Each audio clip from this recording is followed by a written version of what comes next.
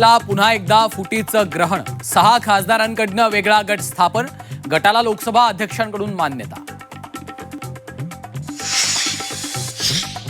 शिवसेना युबीटीकडनं सर्व खासदारांना व्हीप जारी, संसदीय दल बैठकीला उद्या सर्व खासदारांना हजर राहण्याचे आदेश, मुख्य प्रतोद खासदार अनिल देसाईंकडून व्हीप.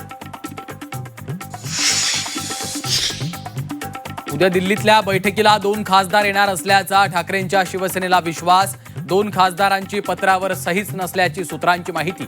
सत्तेतल्या लोकांनी दिलेला शब्द पूर्ण न केल्यानं 2 खासदार परतणार का, याकडे लक्ष.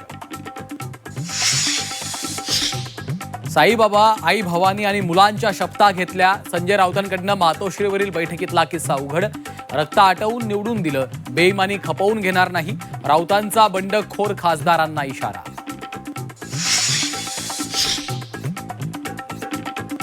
उद्धव ठाकरेंनी आमदार खासदार केलं, खासदार असेपर्यंत ठाकरेंसोबत राहणार, राजाभाऊ वाजेंकडून भूमिका स्पष्ट.